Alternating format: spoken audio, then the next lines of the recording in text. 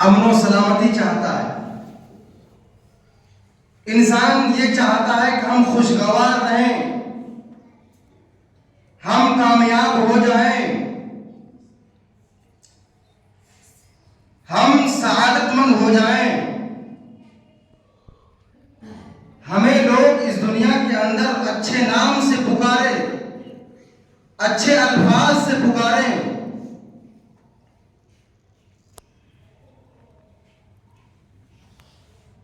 اور اگر ہم ان تمام چیزوں کو، ان تمام کامیابیوں کو اگر ہم اپنی زندگی میں سمیٹنا چاہتے ہیں، اپنی زندگی میں دیکھنا چاہتے ہیں،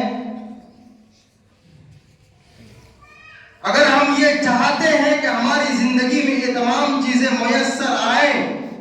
میسر ہوں، تو ہمیں اس کے لیے جد و جہد کرنا پڑے گی، کوشش کرنی ہوگی۔ آپ دیکھیں اسلام کے آنے سے پہلے جو زمانے جاہلیت تھی، وہاں وہ تمام برائی جو اس دنیا کے اندر پائی جانی چاہیے عام تھی،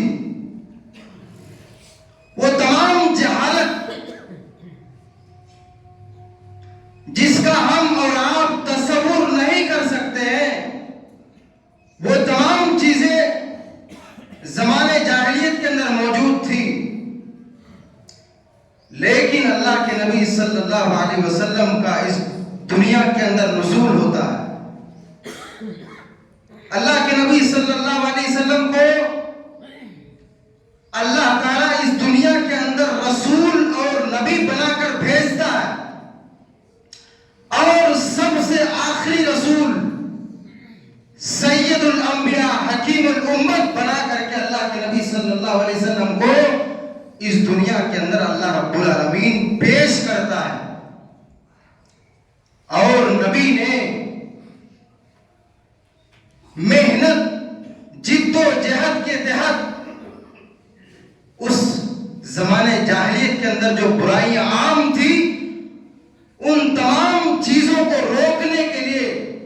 ان تمام برائیوں کے خاتمے کے لیے اللہ کے نبی صلی اللہ علیہ وسلم نے دن رات محنت کی، دن رات کوششیں کی، اور اسلام کی جو دعوت ہے، اسلام کا جو مشن ہے، اس مشن کو اللہ کے نبی صلی اللہ علیہ وسلم کو، اللہ کے نبی صلی اللہ علیہ وسلم نے اپنی امت تک پہنچانے کا کام کیا۔ میرے بھائیوں، اسلام کسی فلسفے کا نام نہیں ہے، اسلام محض ایک مذہب نہیں ہے، اسلام محض نماز کا نام نہیں ہے، اسلام صرف زکوٰۃ ادا کر لینے کا نام نہیں ہے، اسلام حج ادا کر لینے کا نام نہیں ہے، اسلام روزہ رکھ لینے کا نام نہیں ہے۔ حالانکہ اسلام ایک دین ہے۔ اس دنیا کے اندر مختلف مذاہب پائے جاتے ہیں، مختلف ادیان پائے جاتے ہیں، لیکن مکمل اور جس کے اندر تمام طرح کی خوبیاں اگر موجود ہیں تو دین اسلام کے اندر ہے۔ اسی لیے اللہ تعالیٰ نے کہا کہ اليوم اکملت لکم دینکم واتممت علیکم نعمتی ورضیت لکم الاسلام دینا۔ اللہ کے نبی صلی اللہ علیہ وسلم سے مخاطب ہوتے ہوئے اللہ نے کہا کہ آج میں نے اپنے دین کو مکمل کر دیا، اور اس دین کے اندر اگر کوئی کمی بیشی کرے گا، اگر کوئی انحراف کرے گا، کوئی نقص ڈھونڈے گا، تو وہ شخص کافر کہلائے گا، وہ شخص منحرف اسلام کہلائے گا، وہ شخص بدعتی کہلائے گا۔ تو میرے بھائیوں، تو اسلام ایک مکمل دین ہے جس کے اندر کوئی نقص اور عیب نہیں ہے۔ اور آج کے اس خطبہ جمعہ کا جو موضوع ہے وہ اسلام اور سیاست کے تعلق سے ہے۔ علامہ اقبال نے کہا کہ جلال بادشاہی ہو کہ جمہوری تماشا ہو، جلال بادشاہی ہو کہ جمہوری تماشا ہو، جدا ہو دین سیاست سے تو رہ جاتی ہے جنگیں سی۔ آج ہندوستان کے اندر اور عالم اسلام کے اندر جو سیاست کا تصور اور سیاست کا معنی اور مطلب سمجھا جاتا ہے، آج اسی کو میں ڈیفائن کرنے کی انشاءاللہ کوشش کروں گا۔ حضرات، اسلام ایک جامع اور مکمل نظام حیات ہے۔ زندگی میں کوئی گوشہ اور شعبہ ایسا نہیں ہے جس میں اس کی رہنمائی نہ ہو۔ اس میں ایک طرف عبادت و روحانیت ہے تو دوسری طرف حکومت و سیاست بھی ہے، اور اس کے سیاسی نظام کے سامنے تمام مذاہب کا نظام کوئی حیثیت نہیں رکھتا۔ اس کا نظریہ، دین اسلام کی سوچ، دین اسلام کا نظریہ دیگر نظریوں کے مقابلے میں اعلیٰ و ارفع ہے، فطرت سلیمہ کے عین موافق ہے۔ الحاصل اسلام کا سیاسی نظام ایک کامل و مکمل نظام ہے۔ اس بارے میں امام غزالی جو بہت بڑے امام ہیں وہ فرماتے ہیں کہ اسلام اور سیاست جڑواں بچوں کی طرح ہے۔ اسلام بنیاد ہے اور سیاست اس کی چوکیدار ہے، اور جس کی بنیاد نہیں ہوتی وہ ناپائیدار ہوتا ہے، وہ نامستقل ہوتا ہے، اور جس کے محافظ اور چوکیدار نہیں وہ لوٹ لیا جاتا ہے، وہ برباد ہو جاتا ہے۔ حضرات، اسلام میں سیاست، غور سے سنیے، اسلام میں سیاست اس فعل کو کہتے ہیں، اس کام کو کہتے ہیں جس کے انجام دینے سے، جس کے قریب ہونے سے، جس سیاست کو گلے لگانے سے فساد کا خاتمہ ہوتا ہے، جس کے ذریعے سے معاشرے سے ظلم و ستم کا خاتمہ ہوتا ہے۔ اور قرآن مجید کے اندر سیاست کا معنی حاکم کا لوگوں کے درمیان عدل و انصاف کرنا، حاکم کا لوگوں کے درمیان انصاف کرنا، اور معاشرے سے ظلم و ستم کو پاک کرنا، ظلم و ستم سے انسانیت کو نجات دلانا، اور برائی سے روکنا، اور نیکی کی رغبت دلانا، اور رشوت وغیرہ کو ممنوع قرار دینا، ان تمام چیزوں کا نام سیاست ہے دین اسلام کے اندر۔ اور اسلام مذہب اور سیاست کے درمیان جدائی کو تسلیم نہیں کرتا ہے۔ اسلام میں یہ عقیدہ اور تصور باہر سے آیا ہے کہ دین کی روحانی اور معنوی تعلیمات پر ایک علیحدہ طبقہ عمل کرے گا، اور سیاست، نظام حکومت، معاشرے کے نظام کو دوسرا طبقہ سنبھالے گا، جو کہ بالکل باطل اور غلط ہے، کیونکہ سیاست کو شریعت کے مخالف سمجھنا درست نہیں ہے۔ اس لیے کہ یہ سیاست دین کا حصہ ہے، جس طرح نماز دین کا حصہ ہے، جس طرح روزہ دین کا حصہ ہے، جس طرح حج دین کا حصہ ہے، جس طرح نماز دین کا حصہ ہے، اسی طرح سیاست، پولیٹکس بھی دین کا حصہ ہے۔ میرے بھائیوں، اور جو شخص سیاست کو شریعت سے الگ کرتا ہے، اور اس طرح کے نظریہ اگر کوئی شخص پیدا کرتا ہے، تو اس طرح لازم یہ آتا ہے کہ اسلام کو دیگر ادیان باطلہ کا محتاج قرار دینا لازم آتا ہے، جو کہ الیوم اکملت لکم دینکم واتممت علیکم نعمتی ورضیت لکم الاسلام دینا کے بالکل برخلاف ہے۔ میرے بھائیوں، اور آج عالم اسلام کے اندر، آج دنیا کے اندر اس سیاست کو اور اس پولیٹکس اور سیاسی نظام کو دین سے دور رکھا جاتا ہے، اور دشمنان اسلام کی ایک ناپاک سازش ہے کہ سیاست کو دین سے جدا کیا جائے، سیاست کو دین سے الگ رکھا جائے، اور آج سیاست کو دین سے اس طرح جدا کیا جا رہا ہے کہ وہ امریکی اور اسرائیلی کتے فلسطین کے معصوم بچوں پر بمباریاں کر رہے ہیں، اور اس سیاسی اور ابلیسی اور شیطانی نظام کے خلاف وہ تمام اسلامی حکومت جو 57 ملکوں پر مشتمل ہے، جہاں پہ یہ سوچا اور سمجھا جاتا ہے کہ یہاں پہ شریعت کا نظام لاگو ہے، یہاں پہ شریعت کا نظام نافذ ہے، ایک لفظ بھی بولنے کو تیار نہیں ہے۔ یہ کیسی سیاست ہے؟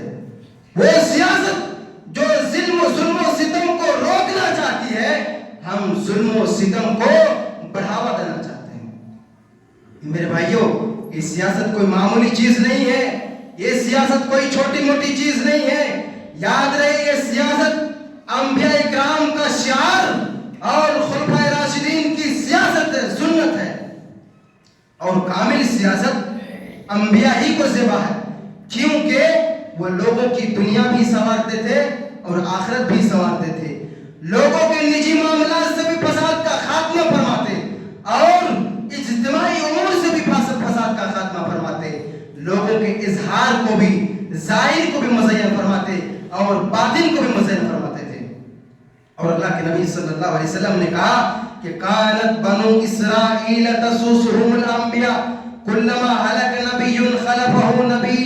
وانہ لا نبی بعدی وسیکون خلفاء فیکثرون۔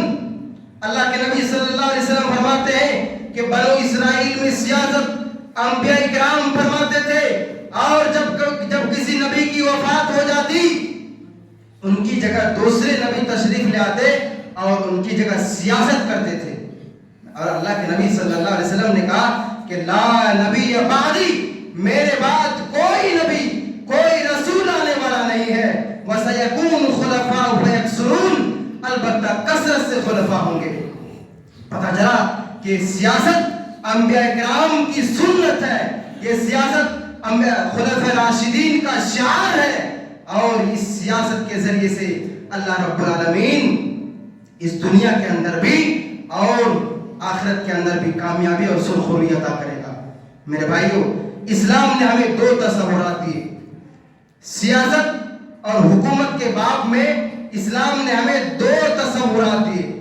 اول یہ کہ حاکمیت کا حق صرف اور صرف اللہ ہے، یعنی حکومت و اقتدار،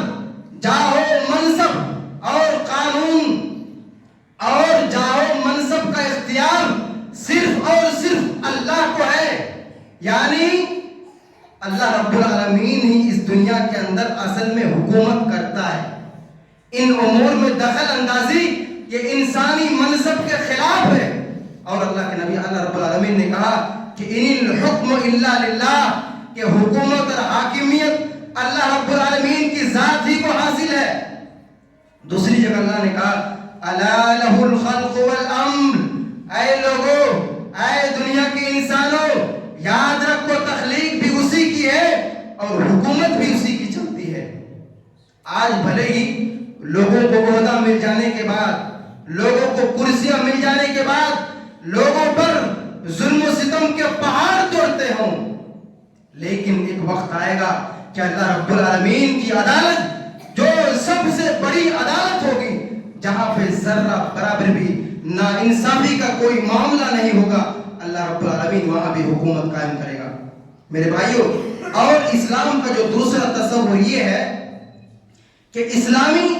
حکومت کا مقصود صرف یہ نہیں ہے کہ ملک کے شہریوں کو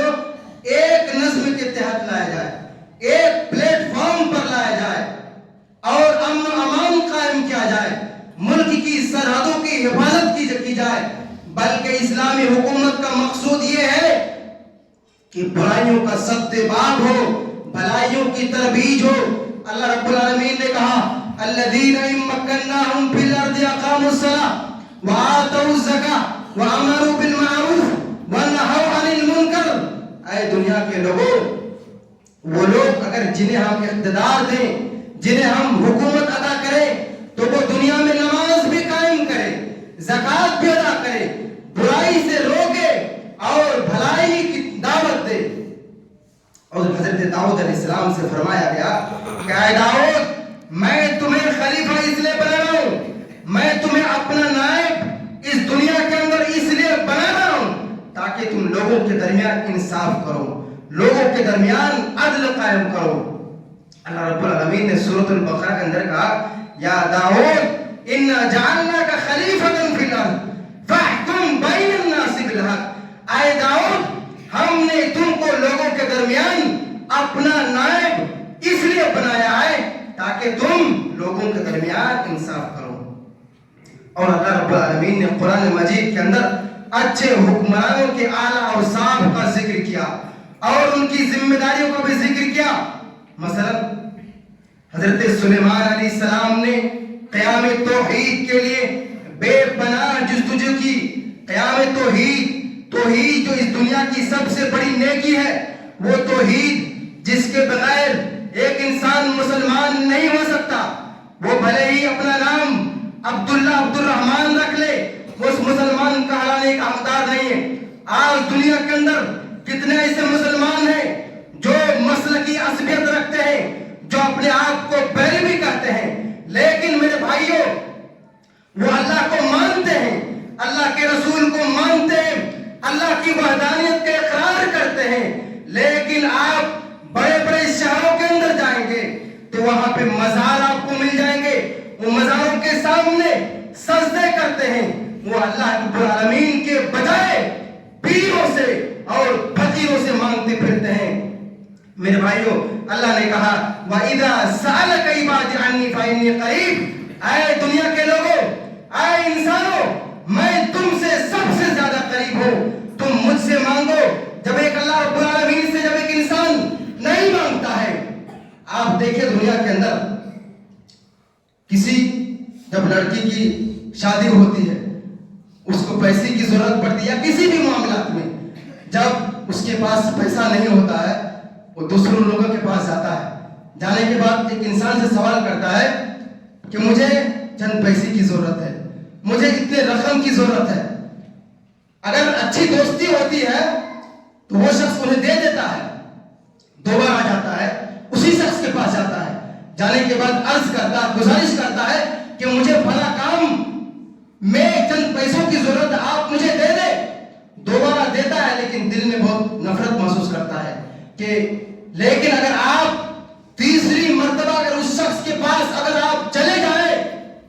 تو اس کا چہرہ بالکل دیکھنے کے لائق ہوتا ہے. لیکن اللہ تعالیٰ کہتا ہے کہ اگر ایک انسان مجھ سے نہیں مانگتا ہے تو میں ان سے ناراض ہو جاتا ہوں,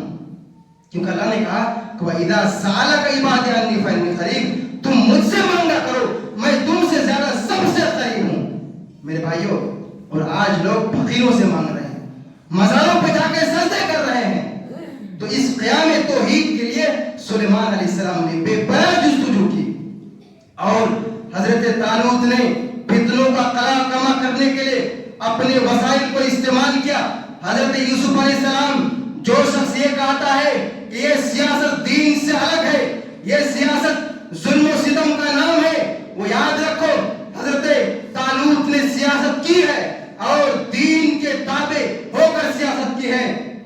حضرت طالوت نے فتنوں کو قلع کما کرنے کے لیے اپنے وسائل کو استعمال کیا, اپنے اختیارات کا استعمال کیا. اور حضرت یوسف علیہ السلام نے اپنی تنظیمی اور اقتصادی مہارت کو استعمال کیا ہے. اور حضرت ذوالقرنین نے یاجوج اور ماجوج جو بہت بڑا فتنہ ہے اور قیامت کے قریب رونما ہونے والا ہے, اس کو کچلنے کے لیے اپنی طاقتوں کا استعمال کیا ہے. ان تمام واقعات سے اس بات کا پتہ چلتا ہے کہ حکمرانوں نے وقت کو کس انداز میں سیاست کرنی چاہیے, کس انداز میں حکومت کرنی چاہیے. میرے بھائیوں, اور نبی صلی اللہ علیہ وسلم نے بطور والی حجاز خود بھی نمازوں کے قیام کے ساتھ ساتھ, نمازوں کی ادائیگی کے ساتھ ساتھ, زکات کی ادائیگی کے ساتھ ساتھ منکرات کو روکا اور بھلائیوں کی دعوت دی, اور منکرات کو روکنے کے لیے حدود و تعزیرات کے نظام کو قائم کیا. اور حدود و تعزیرات کے قیام کی برکت سے اور اللہ تعالیٰ کے معاشرے سے مکمل طور پر جرائم کا خاتمہ ہو گیا. زنا، ڈکیتی، چوری، قتل و غارت گیری کا خاتمہ کچھ اس انداز میں ہوا کہ معاشرہ امن و سکون کا گہوارہ بن گیا. اور خلفائے راشدین نے، بعد ازاں خلفائے راشدین نے انہی اصولوں کے تحت ایک لمبے عرصے تک حکومت کی اور مسلمان فتوحات حاصل کرتے رہے، مسلمان قوت اور سربلندی حاصل کرتے رہے اور مسلمانوں نے اہل دنیا پر ایک لمبے عرصے تک حکومت کی. لیکن جب ہم دین سے دور ہو گئے، جب ہم دین سے کٹ گئے اور مادہ پرستی اور حسن پرستی کے شکار ہوئے تو بتدریج ہم سوال پذیر ہوتے چلے گئے. اور یہی وجہ ہے کہ آج ایک مسلمان پر، ایک کلمہ گو انسان پر، ایک اہل توحید پر ایک نااہل جو کافر ہوتا ہے، جو